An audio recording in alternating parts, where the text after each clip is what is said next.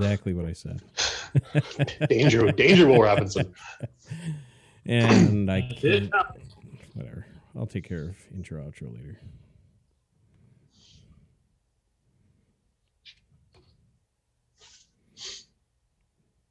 And there we go. We're live finally. Woo. Quinn, welcome to Rules of the Arena, the very professional outfit. We'll go with that t-shirt. And appreciate you coming on. This week we're just going to be doing a little bit of a fireside chat episode, a little little loose, a little bit more fun that way. But Quinn, I wanted to have you on as my first emotional support Canadian, of course, and but you're also one hell of a fucking metal vocalist, dude. So thank you very much, man.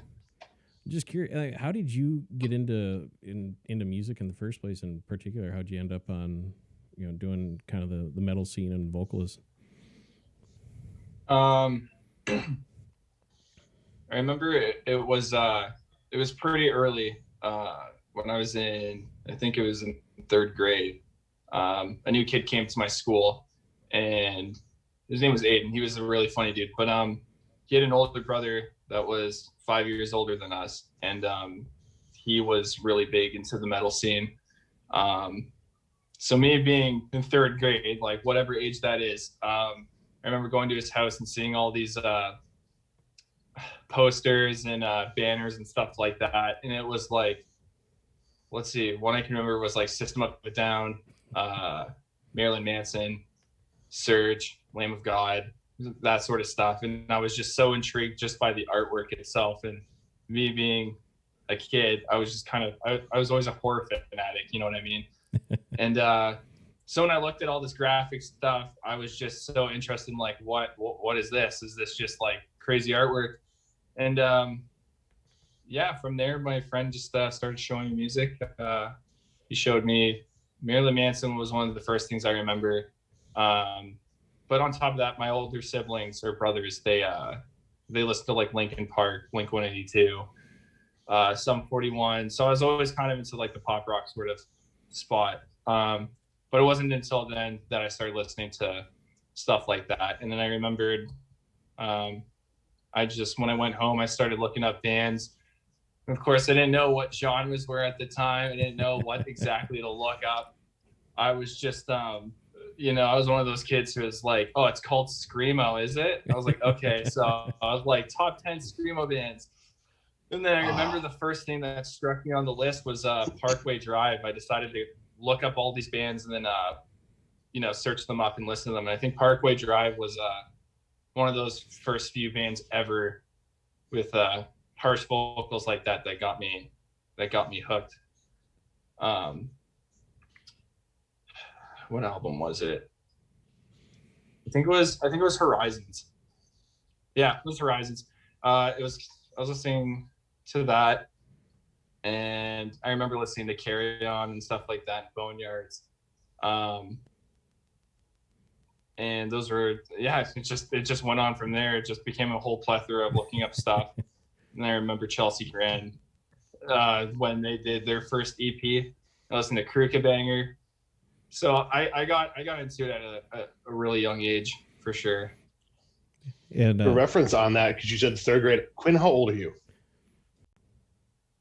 I'm pretty young. I'm 22. Okay, I was gonna say he's talking about third grade and hearing Lamb of God, and I'm like, God, I'm getting fucking old.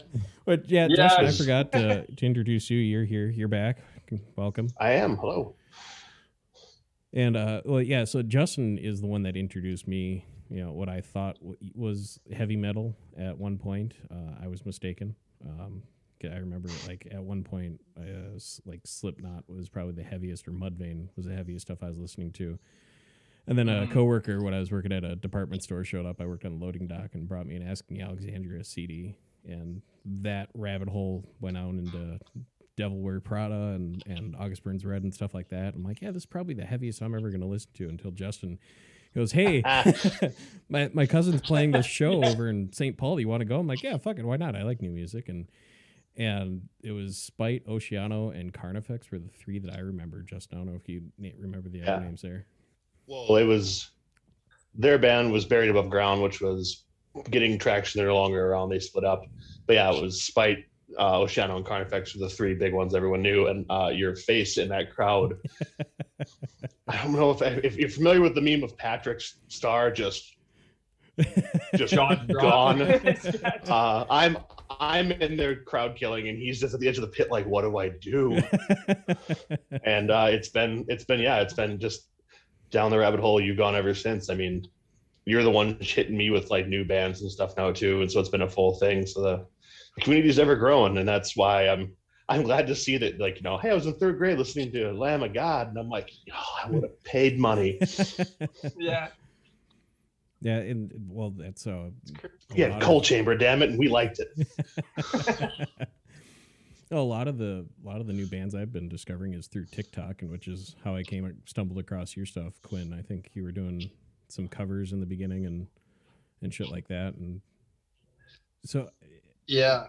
I think one of my first posts was because I started doing it on Facebook.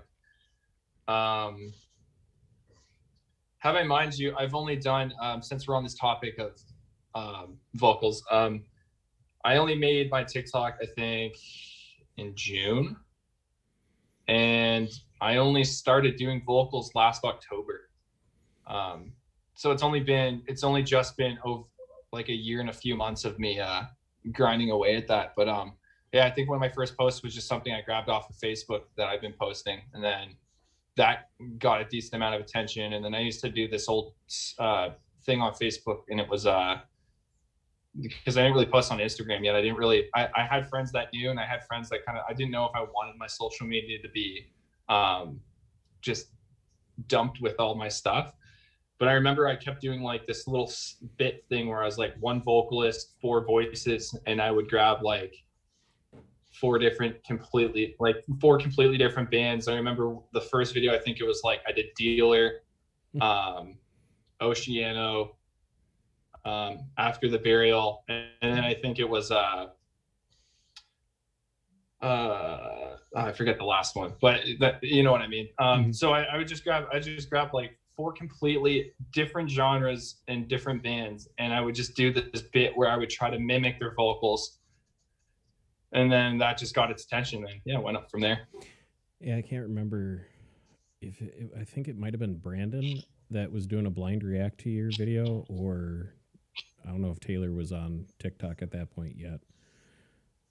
Somebody's one of the people that do like the blind reacts to the metal community on TikTok is hilarious, and the bromance that you see circling around through there. But yeah, it's like, holy shit, this guy has pipes. Yeah. Why is he not in a fucking band? And then I'm like, he's only 22. What the fuck am I doing with my life? Yeah. Okay, as we get older, the younger generations get more and more talented, and we look back like, wow, I wasted my time. I don't even know what I was doing at 22. Blacking out a lot, it sounds like. But I think. Yeah, no, I mean, you're. I like the silence, guys. Thank you for that. That was great.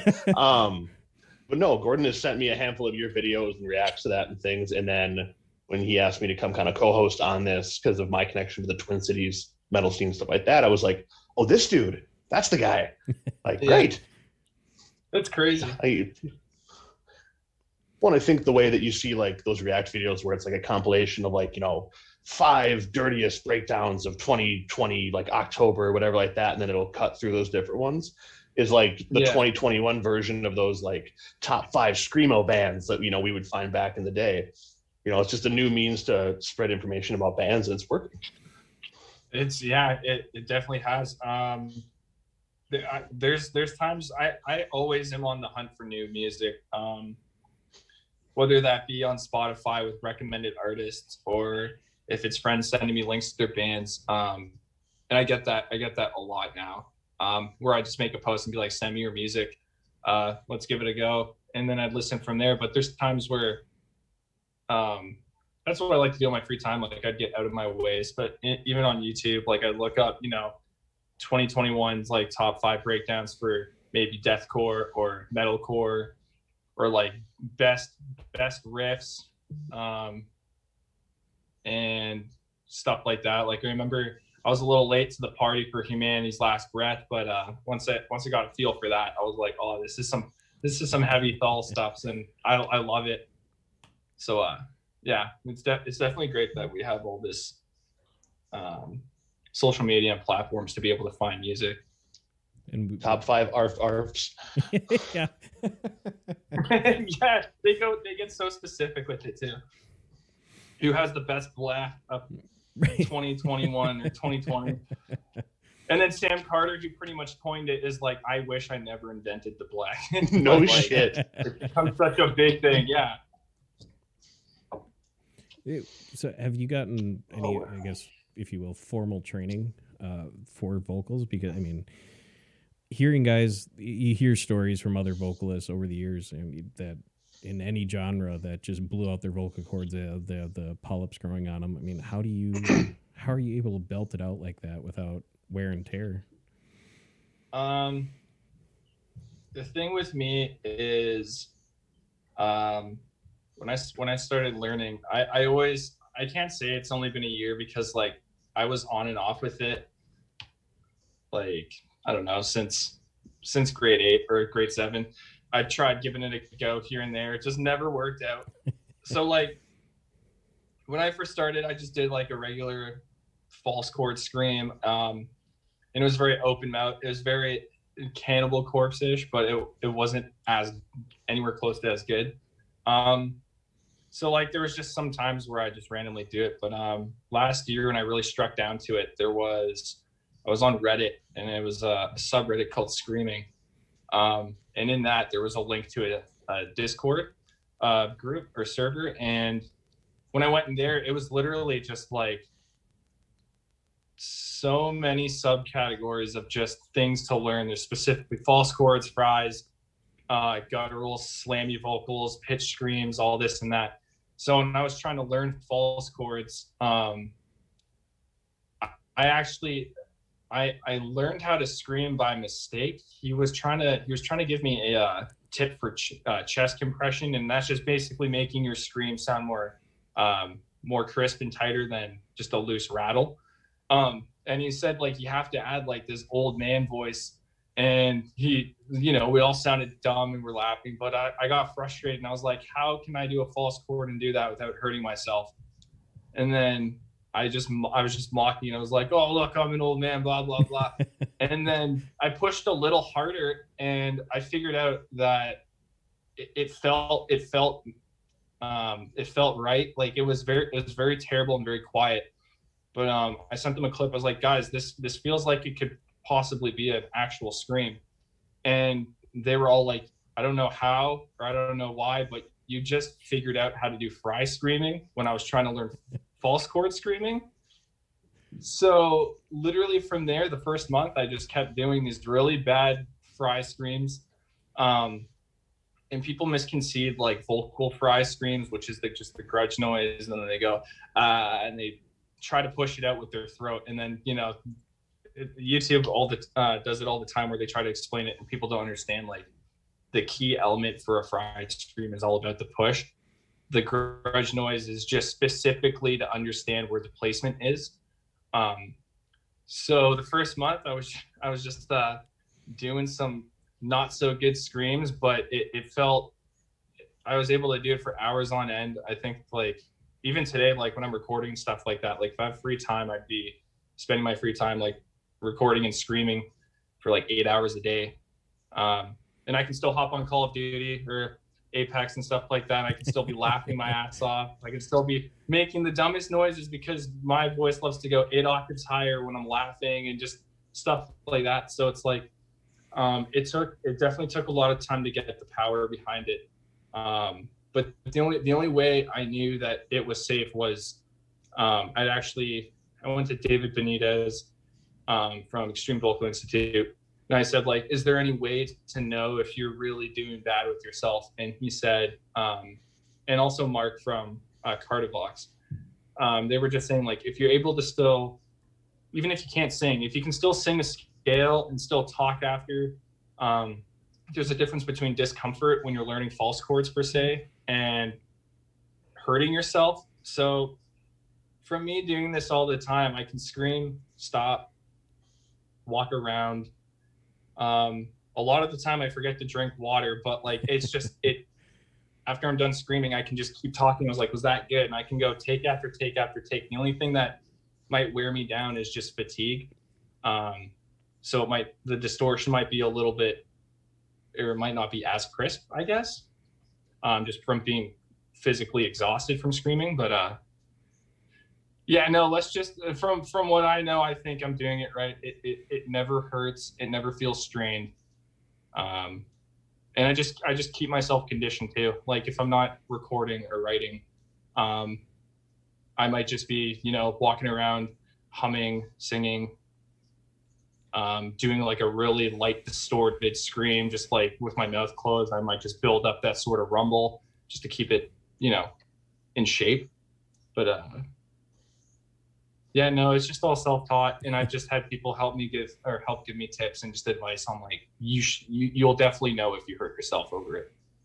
For those vocalists that do hurt themselves, they know damn well before and after the show that it hurts all the way through, but they probably have that adrenaline in their system where they just don't realize it because they're so amped up. So that's kind of taking away the notice of if anything's hurting or if there's any damage being done. So yeah. You got somebody in the chat. Beer's dope says you're doing it wrong, Quinn. Hurt yourself. Be a man. Oh, that's Brandon. That's my drummer. Hey Brandon. That sounds like a drummer. I'll go. Yeah, all my background. He told me before this. He's like, send me the link. I'm gonna cause some havoc. I was like, okay, do it. But yeah. Yeah, all my background in music is both my parents were band directors, and so like I'm classically trained and I'm used to that, and choral music, of course, has been in there. And so first time hearing metal, and in particular that show I went to with Justin, my brain is going, no, you can't do that.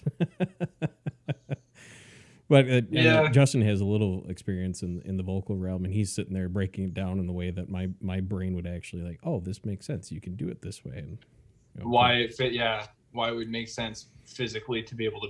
Yeah. Well, the level like that I got to was like looking back, I'm like, oh, cool. Like you said, we were here and now, everyone else is here. And like you said, if you're not maintaining it, it goes away so quickly. Just that muscle memory. But yeah, watching his brain try and wrap around it and being like, nope, it's fine. Like granted, the resources that are available now to explain, false chord fry, anything like that, and where it's sitting as far as diaphragm and throat position and tongue position, it's so intense now. Whereas then it was just like, does it hurt? Yeah, well, don't do it that way. It was just so blunt, but enough to where I could explain to him like, hey, they're okay. At least I think they're okay. Yeah. The lyrics make me think they're not okay, but they're probably okay. Right. Yeah, I think that's the thing with false chords is there's going to be from a lot of my friends that specifically do that style of screaming. Like if I weren't to warm up, or I might not be able to hit a certain range, but if I keep screaming, it will get there. So I usually warm up. But when it comes to false chords, I feel like if you're out of practice for a bit, it's just the thing with your false chords is it's an open fold scream. So there's your vocal cords, which is what I'm talking with, and then your false chords are kind of sitting a little bit right around the same area, but they're bigger muscles, and they're really dumb muscles. So in order to keep the scream sounding good, you got to be more consistent because it takes a lot of preparation to have the muscle memory there. But with a fry scream, it's more of a closed chord thing, and it's more of narrowing your airflow and pathway to be able to produce the sound. So if I was out of practice for a bit and did it, it probably wouldn't get tender from doing so. But if it's a false chord, you can easily get too hyped up or excited, and you might use your actual true chords as opposed to your false chords. Because even when I practice false chords, I still want to learn them for the sake of doing them. I still get tenderness all the time, and then I stop, and then 5 minutes later, my voice is like perfectly fine. It's not sore. So you just gotta know your limits, and you gotta know when to stop. And some people need to keep that in mind when they practice. So that's definitely a key thing. If you start getting tender or sore, take a break.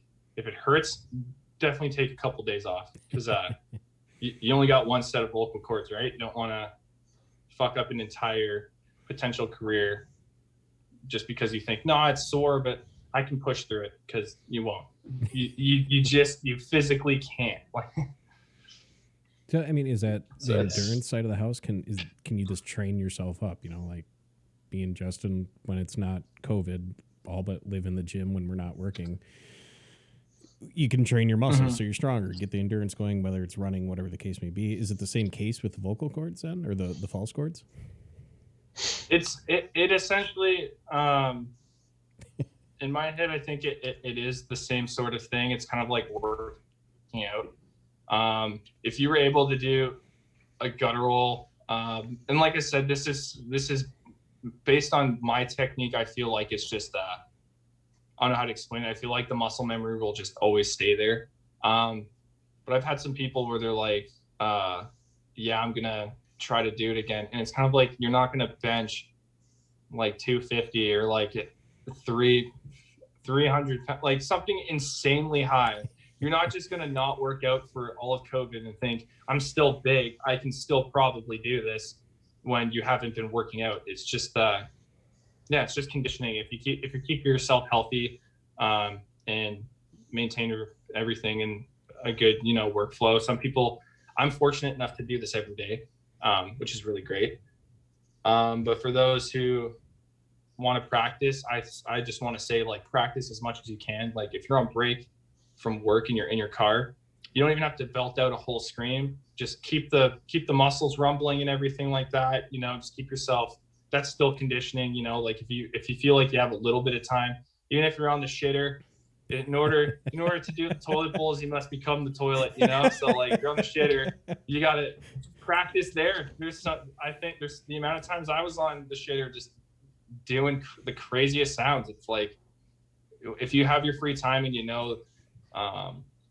when you have that time to practice, do it. And for those, I'm fortunate enough where I can just scream and not care. People think that's weird. I'm like, that's great.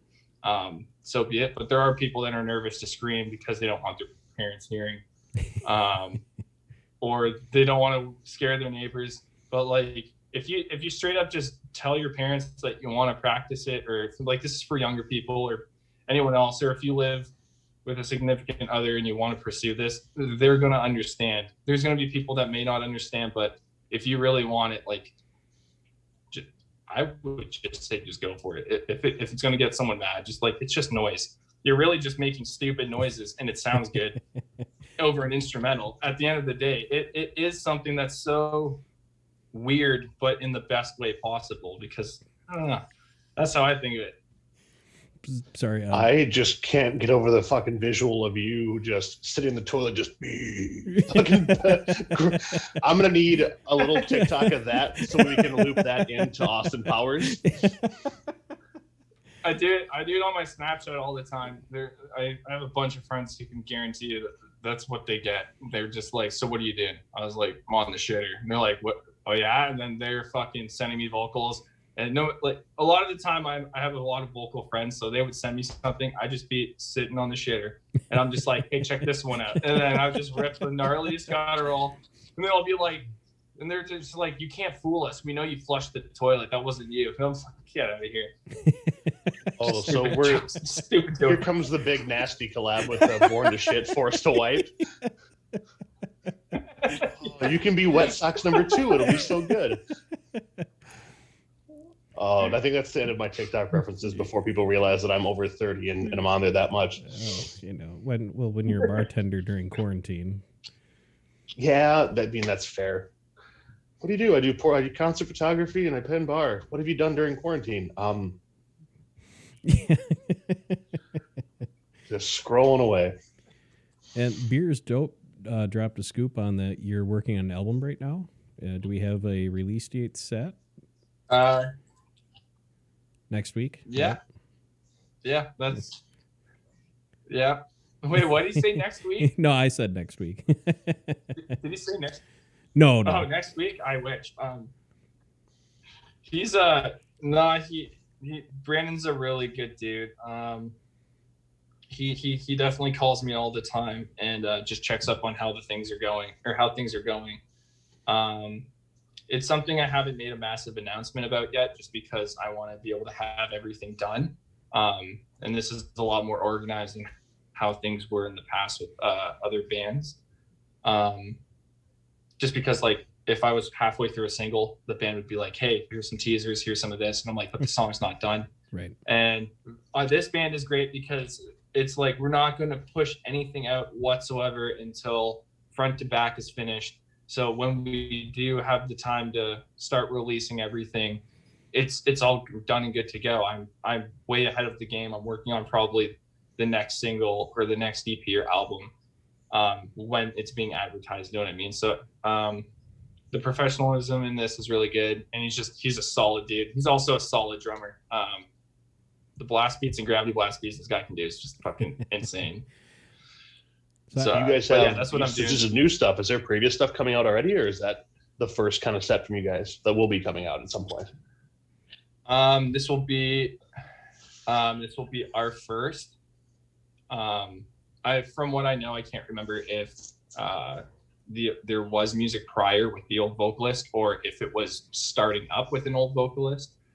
I won't get into details about that, but yeah, it's been, I don't know, about a week now we've been talking about this, and just me grinding out lyrics and just jumping song to song, kind of chipping away piece by piece so I don't hear the same song 100,000 times and then get sick of it and then be uninspired and then be like, but I want to work on this song. It's kind of like you can't have dessert until you finish your homework sort of shit. I'm just kind of jumping all over the place.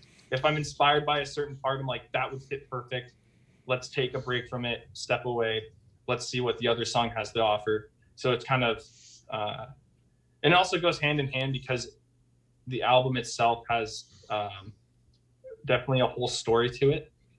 So if I keep that in mind with writing, I say a chorus for this specific song, when I go to the next song after writing just the chorus, I'll keep all of that lyricism in mind so I can keep on the same track of a story. So it's going good. Go ahead, Justin. Oh no, I was literally about to say, like, that's the only reason I asked that is because it's like, you know, the new album thing, like you said, putting out teasers and snippets and songs, stuff like that. Like, I get the idea of, you know, little pieces for social media, keep people's, you know, attention grabbed, but by God, do I hate going, oh, cool, so-and-so's putting out a new song, and then 3 months later it's not out and they've dropped 4 different snippets. It's like, guys, you could have been done with this by now. Yeah. So I get that. I can also, I mean, I can imagine that's a lot easier to work with too from the recording side of it, being able to actually finish something versus, well, is this good enough to put out yet? Or, you know, what it never may be. But at least, you know, life during COVID for you has been working on these things. Yeah, it's definitely, the music's definitely a big thing for keeping me sane, I guess. How many people can say they can go home from work and just scream into a microphone and get out all that bullshit that they had to deal with? There's a pillow count. You know, that works too. But so that's what I mean. It's just, it keeps me busy. It's also, I think it's just my mood definitely goes up and down with just a lot of stress with social media. It's just having to keep up an image, and also I try my best to like and comment and thank every single person that commented on a thing, even if it takes me a week later to get to the last comment of a certain post, because my posts kind of go like, some blow up a lot, some don't blow up a lot. So like, it's very hit or miss with just the algorithms, but I try. I'm overall just a good person, so I want to make sure, because I wouldn't be anything without fans or without the people. You know what I mean? You can have all this talent, or you can have all this or that, but like at the end of the day, I'm nothing without my fans. You know, so. That sound familiar, Gordon? I have fans. No, and you got this is a lot like a lot of conversations we've had about. Yes. Doesn't matter if you could do the best at what you do in the world without people to share it with and appreciate it. It's pointless. Yeah. Yeah, and shout out to Zach Ferris. Even if it's for my own interest, it's you know what I mean? Like it's not going to stop me from doing what I'm doing, but you can't, you know what I mean? Like they're feeding wood to the fire. So it's only, if they bounce energy off me, I bounce energy back, and we end up building such a big flame that, you know, things are going to blow up at some point. I'm just waiting for my time, because I just have a gut feeling about it. So, yeah. Oh, and speaking of fans, you got quite a few in the chat right now. Shout out to Whitney X and Zach Ferris, and I'm going to butcher this username, Bufane in the first, or Bufane the first, or something like that. So they're all saying hi and giving us shout outs on here. But, hello everyone. I totally forget, because I'm not on Twitch, so I can't. If I was able to read the comments, I'd be like, hey, how's it going? But, hey guys, keep looking for it, and I keep going, why can't I read them? Oh yeah. So, how many? Speaking of COVID and everything, I mean, how much of a wrench has that thrown into your recording? I mean, if you guys can't get together, I imagine, are you just utilizing the internet? Well, the thing is with this band, they're from the States, so specifically Texas. So even when I get all these songs recorded and such, it's only a pre-prod thing. They're still encouraging me to fly down when I'm able to get the chance and go into the studio with them, so we can all rewrite the entire song and all be together to rewrite the entire song. It's just, we all know what we're doing prior, so we're like, all right, time to just redo everything we just did. But you know, it's just going to be a lot better quality, because we're going to be working in a professional environment. So I'm excited for that for sure too, because like I said, I'm still very new to everything. I was going to play live. I haven't played live once yet, and COVID hit when I was in my first band, and yeah, that's just when things started crashing down. I was like, oh my god. So it's that nerve and anxiety of like, I haven't even heard myself on a real live setting. I lost my train of thought. Yeah. So that's what we're going to be doing. I'm going to record everything. It's going to be pre-prod.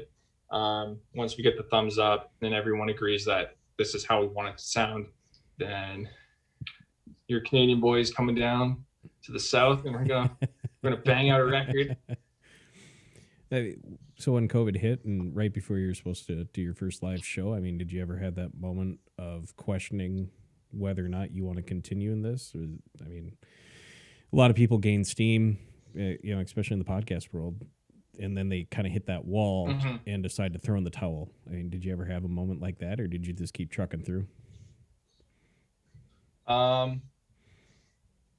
Honestly, I'm kind of it's kind of like a blessing and a curse for me, because every day I write something or do something cool, and then 10 minutes later I re-listen to it and I'm like, I don't like that. I didn't like that part. I don't like it. I'm rethinking my entire vocal performance. I was like, should I switch techniques? Should I just man up and just learn a completely different vocal technique to be able to be a part of the game and whatnot? It's just I constantly nitpick myself, and you know, you're your own biggest critic, but it's an everyday thing. It's not even because of COVID. So regardless of being there, I'm pretty introvert myself too. I like my own space. I like, I guess, building my own little man cave. I got, you know, everything I kind of need. And that being said, I'm a huge gamer too, so I like my own time, but I like talking to people. Same like this. So I know I got to build up that nerve for if, you know, I do play live and I do go around and tour, I got to push myself out of my shell, which won't be an issue. But when COVID hit, I was kind of like, oh my God, nice. I can just practice. Work keeps laying me off and then rehiring me because they're like, hey, we can come back. But then someone gets COVID and we all have to leave. And then we don't know if the place is getting shut down, and then yada, yada. So it's, yeah, I kind of doubt myself all the time, but then I tell myself like, hey, chin up, like people like your stuff. You're not going to like yourself, but there's going to be a day where you're going to be like, give yourself recognition, and just bite the bullet, you know? But yeah. Yeah, I don't think there's enough money in the world to get me on stage in front of a crowd like that. It's just, I've been a professional wallflower my entire life. But, yeah, I might shit myself first time. I don't know. Or my adrenaline will just be so high, I might just say something completely not, like, I might say something I didn't even mean to say. Like, I might be like, what the fuck is going on? But then I might just, what's up? And then people will be like, what the fuck was that? And I was like, oh, shit. And then I'll just rip a guttural, and then they'll be like, okay, that's what we're here for. I respect that. You recovered. And I'll be like, oh my fucking God.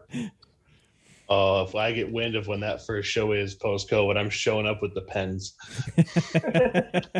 I'll just be super soft. Go get them, buddy. Are you guys? I'll just super soft spoken. So, are you guys ready to do this? And then people will get all angst up, and then I'll just say some Canadian shit like, before a breakdown, my pre-breakdown thing will be like, sorry guys, but can you guys like split down the middle, please? That'd be fucking great, bud. And then rip a gnarly cake squeal, and everyone just goes fucking havoc. Yeah, we're going. It's fine. We're going. yes, Have to be there for that one. I'm 100% for this. Yeah. If there's not some real Canadian shit right before that hit, I'm gonna make Gordon crowd surf. It'll definitely be a thing for sure. No, Justin, I have to make that just my thing. Sure we do. No, we are. It's the best to have the guys over 300 pounds up on the air. It's the best. No, it's not. That's how venues get shut down and people get hurt. Yeah, that's just metal. Live in the moment a little bit. Oh Jesus! I've seen. I mean, it's crowd surfing. We're not stage diving. That's different. True. One is you just get picked up. The other one is just, you better catch me. I'm not warning you, but you see me on stage, so be prepared. Even if you're looking at the vocalist, I'm jumping right at you, and you're gonna look last second and be like, "Oh shit, I am 110-pound female about to get crushed by 300-pound bear." Say, yeah, no, people would look at us and just go. They're gonna move. I've seen it happen. It'll be like Jack Black in School of Rock, I think it was, where he just stage dive into literally 3 people and just knock himself out. Oh God, what was it? It was an Every Time I Die show. They pulled almost the majority of the crowd onto the stage for their last song, so it's just a riot. Like Andy Williams and Keith Buckley are standing on top of their cabs, like above the crowd of this sea of people. And everyone's kind of hopping down, and I'm just gonna go like hop off the stage. I'm not about to jump into the crowd, and I'm just like kicking my legs out, and like 4 people like jolted back away from me. I was like, "Fuck you guys! I would have died if I'd have jumped, but I'm smart enough not to. You're like 90 pounds, and your hair is bigger than you are. Like, get out of here." Scene was very alive at that point. Brandon says it's kind of like a. Oh, what? Brandon says, Quinn, right before the breakdown hits, just say, "Hey boys, what's up? Sorry for this breakdown. Don't get hurt." I want you guys to give her, but peacefully. So many t-shirts coming out of this. Move this pit. Oh, sorry, bud. It's the opposite of a day to remember. Just respect your surroundings. Respect your surroundings. So with the live shows, fun. I mean, trying to mentally prep yourself, or do you go and study other bands or watch videos or anything like that, just to kind of, hey, this is what I want to do? I mean, since it's COVID, I do watch a lot of live shows. Some of them I'm sometimes lucky enough to see shows. They're just all across state and stuff with my favorite bands. So when I do watch them, I somewhat study it at the same time as enjoying it. I try to look for key points like how much of their lyrics do they actually say during a song, and how much they leave out a bit for the crowd to do it, because I know it's probably going to be physically tiring. So I do keep in mind in the live setting, the same way I'm writing songs, I don't want to constantly have vocal after vocal after vocal with no break. For one, the structure will just be not so good. Or if it's well executed, it's like, can I really pull that off? So I do try to study, like, what parts do you think I can stop saying the lyrics and I can just amp people up during a breakdown. Like maybe it might be something where I do an extremely low tone, but my low tones take a lot more physical effort to do as opposed to mids. So like instead of maybe ripping out like all these gnarly lows during the breakdown, I will just get them so amped up so when the breakdown happens, I can just, walk around on stage and do whatever, kind of be all amped up with them, so they totally don't even realize it. Because live performance, like, you don't want to replicate exactly what it is that you do in a song. And that's just what I've just learned from going to live shows. Like, it's more fun when they interact with you and then, do their parts, but they also look in the crowd. And when you make eye contact and stuff and he points at you, he's like, you fuck this guy up. And you're like, okay, I'm doing it. I'm going in the pit. I'm going to push him as hard as I can. He's literally 2 times my size, but that's what you want. So it's just kind of like, and then we all laugh it off and push each other around and stuff. So in a sense, yeah, since I can't go to live shows and it's been a while, that's the closest I can get to doing my homework, I guess. Yeah, no, I'd agree with you on that. Yeah. I've seen some bands that sound rock solid on an album, and then they do a live show, and they're half the time their back is turned to the crowd and kind of singing to the curtain behind them. It's like, hey guys, over here. And then to their drummer. I think that's just might be more of a focus thing. And plus, we make the ugliest faces. I think some of the tones you rip out, you don't want. It's an ugly look. I don't know, man. I saw Tyler Shelton like this close and terrible to look at, but perfect in the moment. That man makes some weird goddamn faces. But it's all about pushing back that chin. You got a double chin with Tyler. Yeah, I love that he always does that. He was like, you want gnarly vocals? You got to have the biggest double chin of your life. He's like, you need to have, your neck doesn't exist. If you want these type of tones, push that thing like a turtle. Like, I wonder if the Dale Earnhardt jacket helps, or if that's just like aesthetic. I think it helps. It helps for him, from what he says and from just watching him live. Like, he doesn't just say the shit and then not do it. It's kind of like me when I do vocals. I look pretty weird. Like, my head, I don't think I'll ever scream just looking straight forward. My head is always going to be looking left. So if I'm looking at a crowd and stuff, I'd probably be like this, because I have this thing where I have my shoulder lifted a bit into my neck, or if I turn my head a little bit more, it's just, I don't know how I developed it, but it became a comfort thing for me. So if I don't do that while recording, I just feel like it doesn't sound the same as if I weren't to do it. But people might be like, it still sounds the same though. But me mentally, I've just developed this weird habit, and it's just my little comfort thing.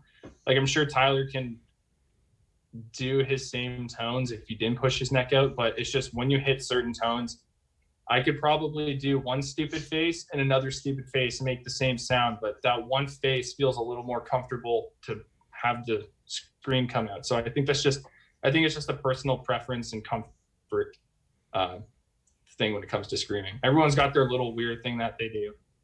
It's kind of like Mitch. He's literally squawking down, almost kissing the stage because of how low he is when he's screaming. Phil Bozeman loves to have his one leg up and doing all that sort of crazy stuff. It's just, I think it's just a comfort thing. I don't even think it's much of a crutch. It's just your own little weird thing that people are like, I don't notice it because he's just ripping 7 demons from hell out of his mouth. So I didn't even notice that he looked like a weirdo. But, so I'm hoping people don't look at me and be like, yeah, I'm not paying attention to the music. Your posture, very fucking weird. That's not a 10 there. It's a power stance. It's for. It's just like, if it's my mic, I'll just have it up like this. You know what I mean? Like, I'll be like looking up a bit, or I'll be like looking down. Like, I might, bend over a little bit to look down at the stage, or bend over for my drummer. I don't fucking know. You know what I mean? He's not going to get a good view from behind. I'm fucking looking straight down at the crowd, but Brandon wants to know if you're always looking to the left, if you're just going to stand sideways on the stage. I don't know. I might. I mean, I'm going to be walking around. It's not, I don't necessarily look left. It's kind of like this is just my arm that I'm going to be like screaming with. It's the same way I do it when I record. It's just my arm just needs to be up in a certain way. So it's like, I'm not necessarily looking left. It's just more of my head's a little bit sideways a bit, and it's just a weird contorted thing that I personally do. But I watch other vocalists all the time. I'm like, oh, they kind of do the same thing. So I'm just like, that's how I'm going to look like, which makes me okay. So, but it's just like this, that's where I said, it's just a weird little comfort thing people do. Justin, I'm going to hand the show over to you because I have somebody that's trying to break down my front door for some reason. I'll be right back, everyone. Oh, stay tuned after these messages. So, this is where we end up in that situation where we are live streaming whatever the hell happens next. I need him to turn that camera around. I need to know. Oh, that's confusing. Well, I don't really know what more he wanted to cover. We've kind of hit all the points. So yeah, I mean, it sounds. So if you were talking about, your day-to-day is basically doing this. I mean, every day you come home at least for a few hours and knock it out. And it's, feel free to not answer. Have you found a way to kind of, revenue this in a way? Because you said you were being laid off and then back to work. Like, I can speak from the experience of, the constant COVID layoffs. Like, is it working out as a way to support yourself, like with what you love? It's not as great as someone would ideally want it. But I mean, for only being a year in with vocals and having literally starting from nothing vocally to being to this point, it's crazy to say how much I've grown as a person and as a vocalist, and just my name being out there. So I do offer lessons. I try the best of my ability to explain how I go about it. And it's always better to do one-on-one, right? Because you can at least see what they're doing, hear what their habits are. So it's definitely, I do make a good income off of that. But until we get music out and we start selling merch and stuff like that, we definitely could be doing a lot better. But me as an individual, it's good. There's some weeks where it's a pretty dry week and some people just, either can't make lessons or, this and that. So it's kind of like, it's a little bit of a struggle, but the weeks that are good, it's a really good income. And there's some people that just hit me a little more than how much it actually costs for them to do lessons. Like, people are very courteous just because they appreciate how open I am and how nice I am towards them, because I treat them like a person. I try to remind them that it's okay to sound stupid. It's okay to be embarrassed if you don't sound good when you're talking to a vocalist that you really want to learn from. Like, I keep forgetting that people don't see me as just a person. They look up to me. Well, when I talk to them, it feels like I'm just talking to you, one person talking to another. It's hard to keep that in mind, that people are nervous and don't want to make a mistake. One person, was really shy and felt embarrassed the first lesson. I didn't laugh or anything. It was just, they really felt like they didn't have what it takes to become a vocalist. And then I told them, like, it's okay. You literally got this. Anyone can scream. You just everyone's just at a different pace with picking it up. And then 3 lessons later, he figured out how to do it. And it sounded exactly the way it sounded when I started. So I knew he was on the right track. And from there, he's just been progressing. So it's and he doubted himself. He didn't want to take another lesson because he felt embarrassed. And now he's, able to scream. And now we're just working on projection and moving forward. So it's like, I don't want to say it's 50-50. It's not good income, but it's got its days where lessons just aren't there. And I'm like, but I'm doing fine. in other words. Like I can say I can go back to work and make a good amount of money, but at the end of it, like I can actually live okay during COVID without going back to work. So fair enough. Yeah, no, I think the lesson side of it, I didn't even think about that when it was going on, because most of the stuff I've seen from you has been passed on through TikTok and little clips here and there, things like that. So I think in my brain, I was thinking more along the lines of like, were you featuring on like tracks and things like that for singles, like stuff, you know, along those lines. But I suppose, yeah, the level of, you know, nervous people get when they're trying to learn from someone, because, you know, like you said, you don't perceive yourself the way they perceive you. Yeah. As for features, I did one feature. It was pretty sick.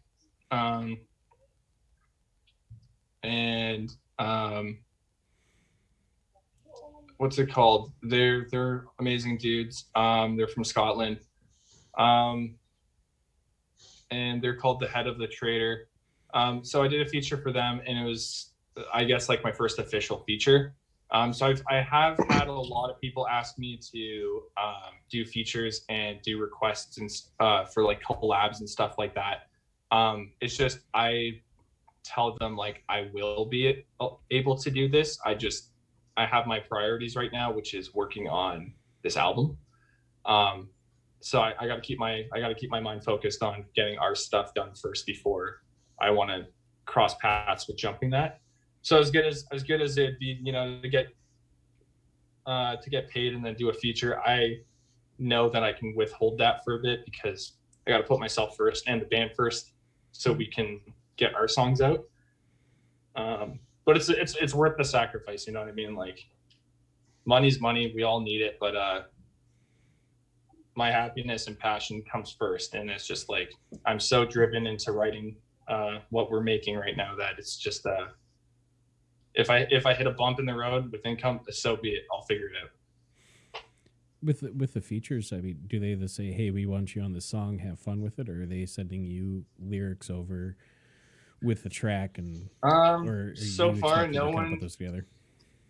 Yeah, so far nobody has given me lyrics. I think like the first band, they wanted me to do just what I felt would feel right, especially because they're good friends of mine, so they just kind of knew. But a lot of the people that are asking me, I've been keeping them in my general messages for you know, because that's where all the requests are for features. It usually comes through from Instagram. So I did say yes, I would do it for all of them. Like I said, it's just let me work on my material first.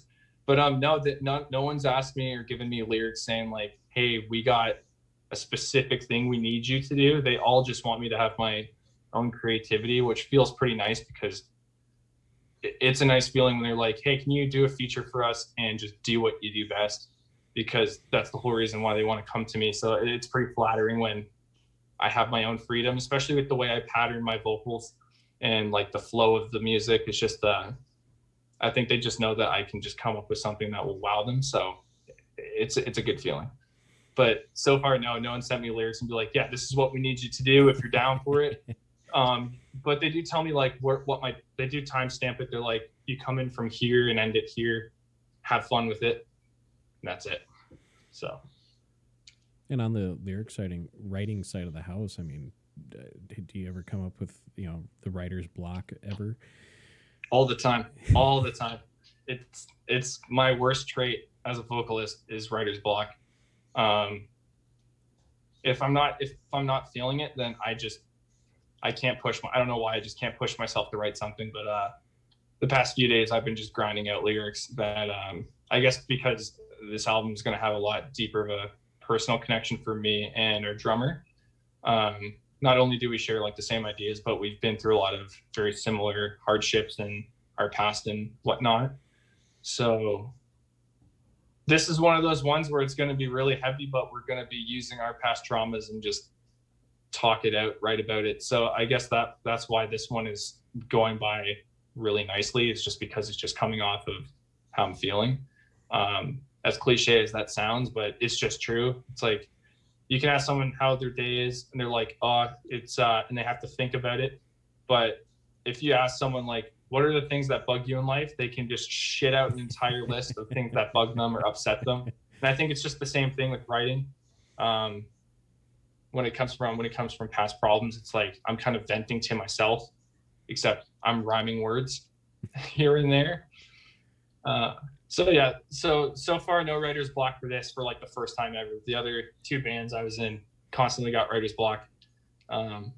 Took me a long time, but the songs ended up sounding pretty good. So yeah, I've always been curious, for someone writing lyrics in particular. I mean, you're kind of putting a part of yourself out there for everybody else to hear or see at a live show. I mean, is it therapeutic or cathartic for you as someone, getting that out, getting it off your chest, if you will? Yeah, for me personally, like, I feel like in a live event, it won't bring out sad emotions. Like, I won't get overly emotional, may not play a show sort of thing. But when it comes to writing the actual song, I definitely do get up in my head and I just get very clouded, and I'm just kind of like in a mopey state as I'm getting it out. But it's definitely bending limits and pushing me in a good way, because I've actually become a little more metaphoric with my lyricism, which is always good. So like, if people read the lyrics, some parts they might be like, I don't understand what that means, but this metaphor was really good, and I'll be like, that's okay, because this was more of like, some people may get this part, others may not get it, some people may have different interpretations of it, but at the end of it, like, I personally know what I was writing about, and it makes me feel good. Like, I was basically able to spit out what I needed to spit out in my own way. But playing live, I feel like it would just get me more amped up and angry, just to yell at the crowd and get everyone going and stuff like that.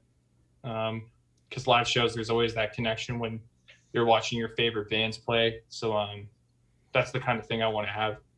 It's just and some people are just pull up to the show and they're like, you guys are great. Even if I didn't understand anything because I was hammered off the whiskey, they're just like, this was a great night to remember. And it's just kind of like, that's what it is. That like, I just, regardless of what connection it is I have with fans, like, it's there. And I just do it all because I love it. So it's like I said, lyrics, regardless of if it makes me sad as shit or not, I'm gonna be screaming. So I gotta have some armor on my chest if I'm gonna get caught up in emotion. Oh, the old adage of angry music for happy people. Yeah. And on the flip side of the fans, there's always the keyboard warriors or the critics, or I think the marker nowadays, if you've really made it, if people are picketing outside your show. I mean, have you gotten negative feedback at all just because of the genre that you're in? So far, for people that listen to this stuff, they love it. People that don't listen to it, it's surprising enough for the amount of times a TikTok has been on people's For You page and they don't listen to metal. They've actually been shocked and they're like, this is actually so sick. They're like, I don't listen to this genre, but for some reason I decided to follow you and I like all your posts. And they're like, I don't even care for the music. It's just something about your voice that I just am in wow about. And that's a lot of the time good. But there's some people out there that say some things that are, I guess, not so good. But it's not even like outsiders. It's like outside of the metal community. It's the metal community itself a lot of the time, where someone commented today on a TikTok and they're just like, this sounds like Attila. The vocals are cool, the guitars are cool, but the rest of it was trash. I had no clue what he was trying to get at from saying that, because I was like, so what part was bad? Was it the lyrics? Because I made a TikTok about just the typical relatable thing. I don't know if you've seen that TikTok. It was me just talking about like women can't decide on what to eat, and then they don't want food, and then they go and steal your prize. So he literally said it sounds like an Attila song, and then the vocals were cool, the guitars were cool, but the rest was trash. So I was like, so what was bad about it? I was poking fun at Attila, and then his remark was, but Attila's good, this wasn't. And I was like, where was the insult or compliment? People say a lot of weird stuff like that where it's like very backhanded compliments. But I don't think I've had someone tell me I straight up suck. And I've had people that don't listen to metal either start listening to metal or appreciate that. They're like, I don't know if your throat hurts or not because I don't listen to it, but whatever you're doing, it's super cool. And I was like, thank you. But yeah, no, I don't know. I don't really get many assholes. I kind of I don't give them the time of day to like their comment or leave a remark back, because if they don't like it, they don't like it. Except for on Facebook today, some dude said some bullshit, and I had to be like, guys, don't be this guy. But yeah, but he wasn't even relating it to music. He said something about me. I said something about me coming to the States, and he was just like, we don't want you here. And I was like, okay. well, and then he's like, wrong. you suck as a musician, and you're this and that. And it's some dude from Detroit who raps. And I was like, it's okay. I get it. You know, it's not your cup of tea, whatever. It always is some dude from Detroit who raps. It always is. I don't know what it was, but he was upset about it. So, yeah, I think it was a show. It might have been the last show we went to last year, Justin, where there was people. Or no, it was when I flew back from Chicago. But I pulled up to the venue and I was trying to get in, and there's people outside, you know, with Bible thumpers going, if you go to that concert, you're going to lose your soul. It's like, well, as a registered pastor, I'm going to disagree with you, and just kept walking past them. It's like, what the fuck? Oh yeah. Yeah. We were in line. We had people trying to convert us. And I'm just like, well, I got a handful of tattoos you're not going to love. But like, I mean, they wouldn't even come up and be like, you need to be saved. They'd be like, hey man, what's the show tonight? Like they'd like act like they're in line and then be like, hey, can I pray for you? I'm like, well, no. Can I if you don't touch me. Yeah. So how's your family and friends that might be outside of the genre support been like for you? My family's totally cool with it. It's not that I wasn't surprised, but when I first started, I didn't tell them I was just going to start screaming, and I did. I just grew a pair and started giving her. But when I told them, I was like, if there's weird noises downstairs, I'm just letting you know, like, I'm doing metal vocals. They're like, you still listen to that stuff? And I was like, yes, all the time. Do you not hear not it? A phase, Mom. Yeah. And she's just like, she does ask a lot of questions, like, not much of concern, just more of interest. Like, how long do vocalists actually last before their vocals wear out? And I keep having to, it's a broken record, I keep having to explain that if you do vocals properly, you can do it for probably the rest of your lifetime until you get too old to even, you know, do your own physical capabilities on your own. But they are very supportive. They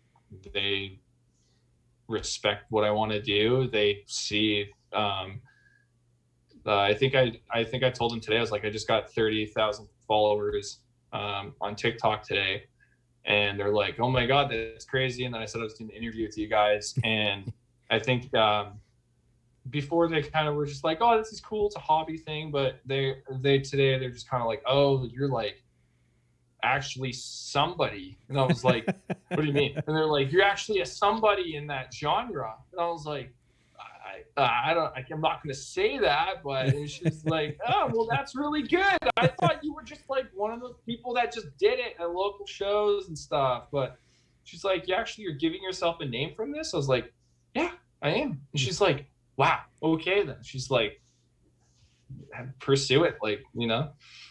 It's gonna start. They just constantly thought it was a hobby when it wasn't a hobby. It's a career I want, but and yeah, as for friends, a lot of my friends are metalheads. They support me throughout all of it. Non-metalhead friends, they still support it. I lost a couple of friends. They unfollowed me because they're like, I want to see this shit, but you're still my friend. But I don't want to constantly listen to you making weird noises. I was like, I respect that. I get it. They're like, but I still have you on Facebook and like Snapchat though. And I was like, I still scream on there. And they're like, yeah, but I can just swipe next. And I was like, you can just scroll past my post. And they're like, yeah, but like, I don't know. I got some friends that have stupid explanations for everything. They constantly have something pulled out their ass. But they're my best friends, so it's just yeah. Yeah, it's not much better if you start a podcast because that's all you start to talk about at parties, and it's a real killjoy sometimes. What do you mean? We've never been at a show about like chat ups like musicians we've been wanting to talk to, and I'm like, hey, I do concert photography. I shot everybody before you, and you're like, hi, I have a podcast.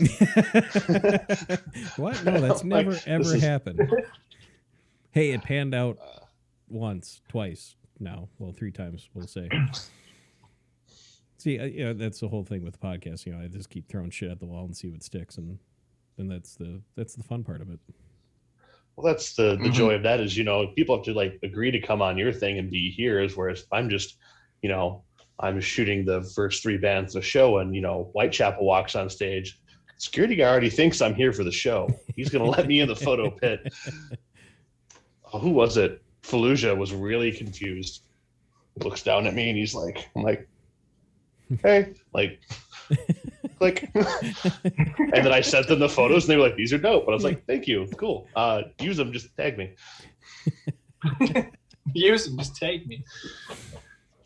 If I took them without being hired, I'm not going to be mad if they post them without paying me. Yeah. That must be a fun job, though. It's been really fun. COVID kind of kicked in the dick. Unless you break your camera at a show, which would suck. That actually is like the least of my concerns, especially in metal shows. I was super stoked. I had like 2020 booked out like 3 to 4 shows a month for like almost the whole year. And one of the venues we go to the most in Minneapolis, or no, not Minneapolis, St. Paul, doesn't have a photo pit and there's no photo policy. So if the band's cool, that I can just walk up side stage and shoot, they don't care.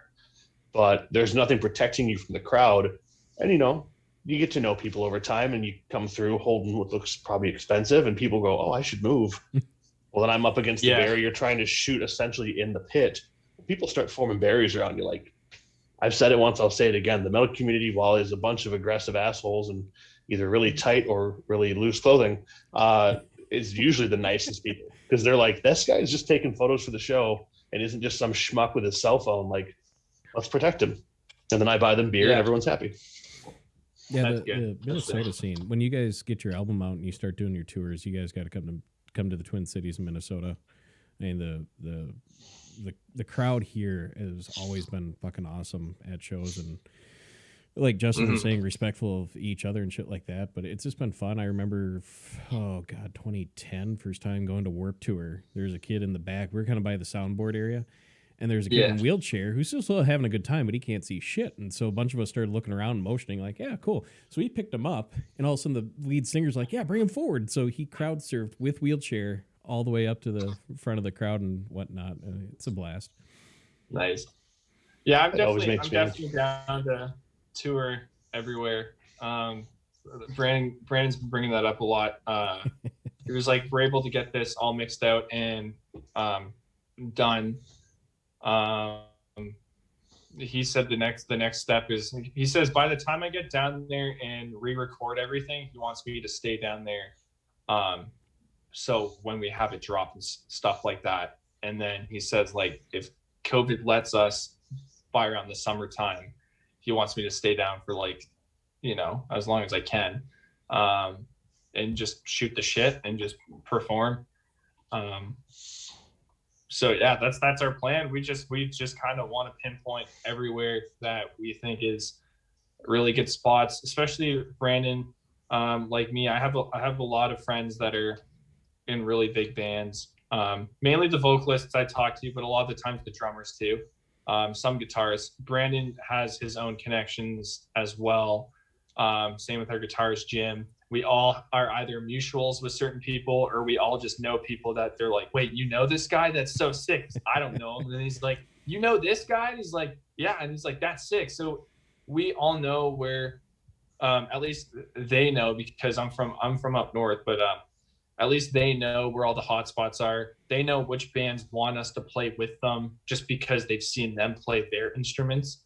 And once they hear me doing vocals, I'm sure they're going to want to 100% want to do it. A lot of these bands are already keen for us to play with them, just because pure friendship, and just they understand our talent. So yeah, that's going to be really exciting. And it's going to be a little nerve wracking because it'll be some of my favorite bands.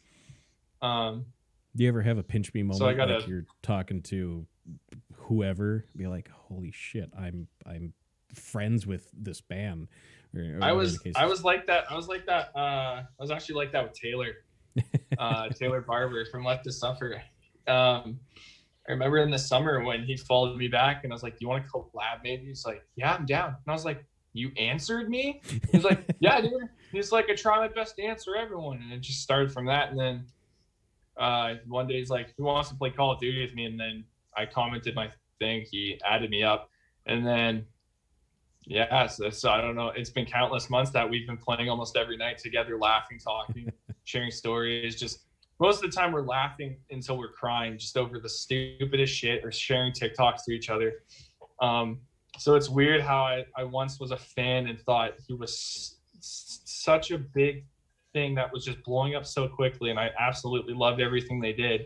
To now when I watch their newest music videos and I'm like, hey, that's funny, dude. Like, I don't see them as a band anymore. I see them as like, that's my buddy fucking killing it out there. That's amazing. Just because I have such a big connection with them. But it's like that with a lot of other people too. But me and Taylor are just very close knit like that. So like out of everyone I've talked to, period, he's just that guy. So it's really thing to ever come through the show. I was gonna say, we tried to make friends with somebody and then we got them so hammered they're yelling at us in case they forgot their lyrics for the show. That was twice. when you screw up a musician a couple times in a row and his wife goes, you hit the floor, and she's like, you fuckers. Like, sorry, no shots tonight, I promise. Maybe.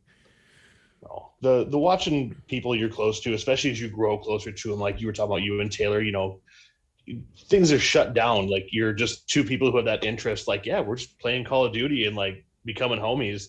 And then you get to watch them kill it, or they get to watch you kill it. That's such a good feeling, no matter what you do, whether it's art, music, anything. Mm-hmm. And I'm glad to hear that that's going on so heavily still in the metal scene, because for a while there was so many bands that were getting just turning into dicks. It was bad. Like, shitting on smaller bands just because they weren't, doing whatever. And just super competitive. Like, build the empire, don't tear it down. Like, support each other is the best way to do it in anything you're doing. There's no point in making it a competition. Like, you can be competitive, like friendly, but like, there's no reason to shit on people. I'm just too nice about it. I don't know if it's I can't even Canadian. Say it I know. I was gonna say I don't even know if I can say it's because I'm Canadian, because we got some people up here that are kind of the same way, like local band wise. They just act like they're better, and I was like, that doesn't build you up as a vocalist as a band per se. I don't know why it's usually the vocalists that are like that. I guess because they are the front man of the show. But it's crazy because like I've literally done nothing but scream into a microphone, record it into my DAW, and it's either original content or people send me instrumentals and I do something over it. I'm literally just smiling, having a good time, and people, it's crazy how much I've grown over social media just doing that. And then I'm watching this band that I used to talk to, and they belittled me when I tried to learn vocals. They're like, dude, come on, like hit us up, like do a feature for us, or we should collab sometime, because they're starting to notice just the following I'm getting and stuff like that. And like, I want to be petty about it and be like, yeah, but you guys were assholes to me. But as a person, I'm like, I kind of don't want to push you out of the way because the tables have flipped. So I'm like, you know what? Fuck it. Let's do a collab.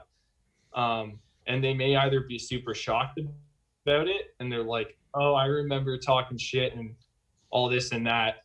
Or we do a collab together and then people in the comments are like, oh my God, Quinn Harknett killed it. I don't know who this band is, but I came here for Quinn, and I'm not disappointed. And it's just kind of like, I guess that's how competitive I am. I just kind of agree to the people that have belittled me, and then I'll do something with them, and then their fans come over to me. They're like, "This is so sick," and then they get all mad about it because they feel like their vocal performance wasn't good. And I can't control how people react to it. But yeah, no, I've never kicked anybody to the curb just because they've shit talked or done wrong, I guess. Because like it's a metal community. I don't like the toxicity. I don't like people. Pardon? Oh, I was gonna say I get that. I mean, it's that whole thing of, you know, when people start looking at, you know, okay, you're starting out and, you know, hey, I just figured out how to make this weird noise work.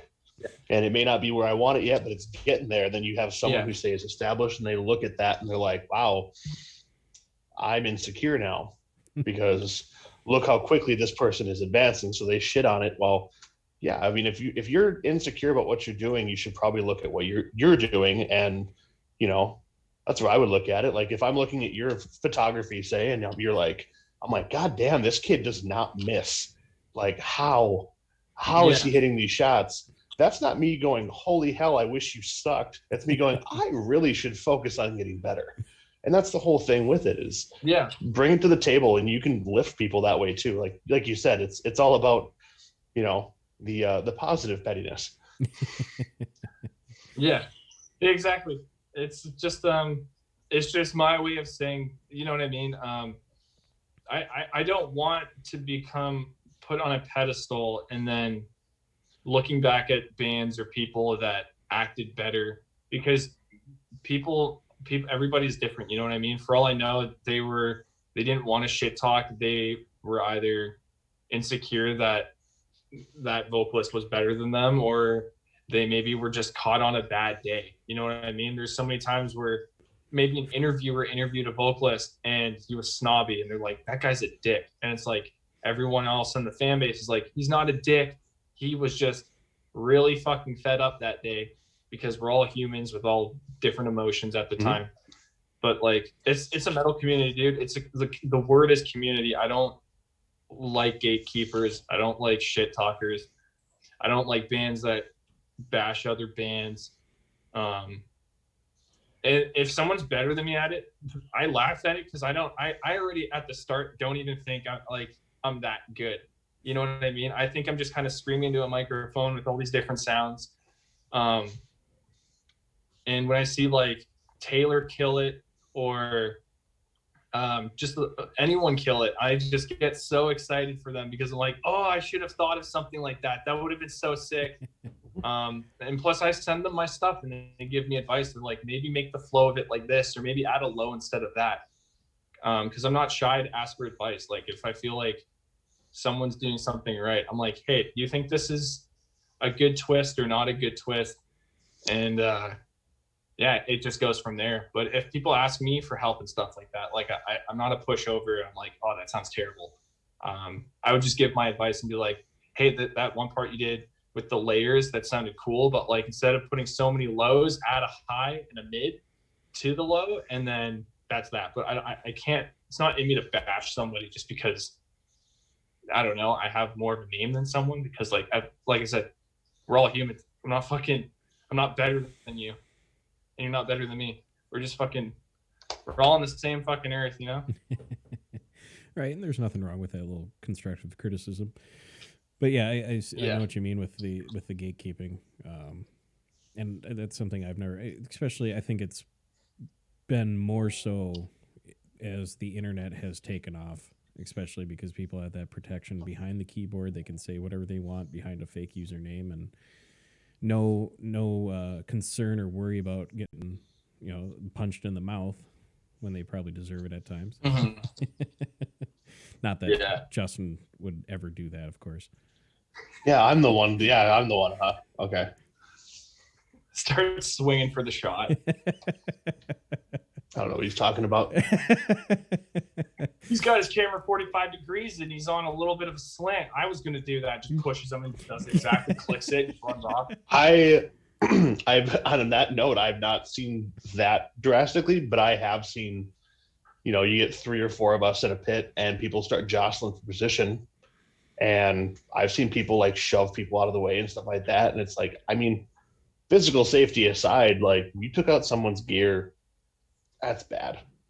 But it's also, you see, you know, the homie, you know, Trevor Sweeney, who shoots for spite every time they're in town. I'll walk up to the edge of the pit and he's on the tour, like he's got his laminate, and I'm just like, huh? And he goes, yeah, bring it in. We're both big and we're going to try and shuffle around this tiny photo pit. But that's, like you said, you got the people who want to see the community grow in whatever form it may be, and the people who don't. And the people who don't will eventually just see themselves out, because they'll eventually take themselves out of popularity, and their name will just kind of fizzle out. Yeah. And a lot of people get mad too when genres start intertwining, like slamming deathcore all the time. It's not true slam. It's like, okay, we get it. I know you just want gutturals the entire time. There's still a lot of gutturals. You know what I mean? They don't like that. There's a bit of groove in it or a bit of this and that. They just, I don't know what it is. Like, why would that upset somebody? It's a new sound and it's cool, because at this point there's so many bands making so many different things. It's like you got to start mixing stuff together to shine. You know, so it's like. Yeah, I've stopped using genres at this point. It's what do you like? Metal. What kind? Metal. Like exactly. I couldn't keep track. I'm not strung up on anything. You played 6 different bands for me and was like, what subgenre of metal are they? Is it deathcore? Is it slam? Like, what do you got? I don't know. It's metal, man. This guy's kind of funky. This guy is. They're really fast. I don't know, man. Like, it's all good in its own way. It's just something. You know. Yeah. That's my big thing. Is, does it sound good? Yes, no, sweet, and go from there. Like, oh, I don't like this song. Okay, cool. Next band or whatever the case may be. But I'm not going to sit there and go to their YouTube or Instagram like, this fucking sucks. You guys should quit. But because there's probably 1,000 other people that think it's cool. That's because every time people take their time to actually sit up and do that, you know. Just a shit ton. I'm gonna wake up off most comms. Listen, it's only been like 10, 12 times after my first account got banned off Xbox. But that's a story for off air. These aren't COD lobbies, okay? We can't just right go back to Modern Warfare 2. But Quinn, one last question for me. If there's somebody out there listening to this and they're on that fence of they want to go into as a vocalist or just the music industry as a whole, I mean, what kind of advice would you throw up for them? The biggest thing for me, and it's such a simple thing to say, but it's really hard to go by it, is you really have to just you have to go for it. If it's something that you want to do, and if you have any concerns, it's always healthy for you to ask so many questions, especially with all the access that you have nowadays. Like, I've reached out personally to so many vocalists and asked for tips and advice along my trip. And that's even me. If you guys want to talk to me after this with like anything you guys need, if it's just, how do my vocals sound? How does this sound? Don't hesitate to move forward. It's one thing, like, don't push people out of the way. Don't bug people and harass them. But like, if you feel like this person's going to answer me on something, go for it. Ask them the question. If they don't answer, there's millions of other people like me that will be able to help you. And just have fun. Stop thinking of screaming as screaming. We're just producing sound. The day I remembered to stop sounding like my favorite vocalist and to just do it. I hope Nike doesn't endorse me for that, but you just it's mainly I'm just making noise, right? At the end of the day, I'm just making noise. As long as you aren't hurting yourself and you know when to stop, that's good. But you're not gonna figure out anything unless you have fun with it and fuck around with it. Like, I constantly am making noises. I'm switching my tongue all around my mouth, looking like a dog licking peanut butter. Like, you just gotta understand, it's just sound. It's literally sound coming out. Don't be scared to, I don't know, if you want it that badly, you just gotta put a pair on you and just go for it. So your Even if next it's something video small, is record. Shia LaBeouf. Just do it. Yeah, just do it, man.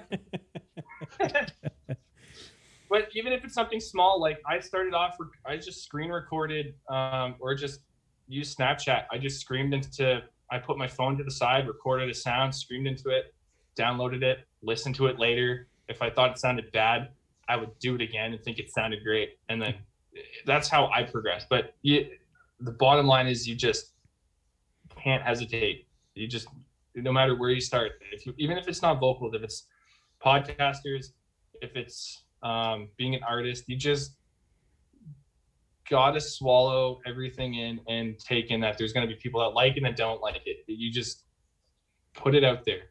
If someone doesn't like it, fuck them. Put out more shit. If people love it, just keep, like, you're gonna be fed positive and negative things. At the end of the day, just do it for yourself. Say, I'm not doing it to please people. I'm not doing it to be loved or hated. I'm putting it out there because I wanted to do it, and I can look back and be like, I did that. And then things will come to you. Good things come to you, you know? Justin, I'm kind of like rambling all over the place about it, but it's just like, no, you can tell you have thoughts on it. Like you've definitely put this better in words than a lot of people I've seen. There's a lot of things to go over for advice from me, okay? So it's like, well, your students are very lucky people then, because you give a shit. Yeah, if you're that persistent in wanting to do something, I feel like nobody is gonna hide their shell and not do it. You know what I mean?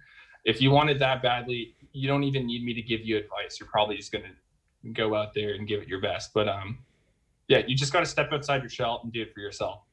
And good things will come to you, bad things will come to you. At the end of the day, live your fucking life. It's your life, regardless of how the outcome is. You did it because you wanted to do it. It's just that simple. Well, thanks again, man. Appreciate you taking the time to come on the show. And thanks for everybody that popped in the chat today and threw in your comments and everything else. Great to see you all there. And we will catch you all next time.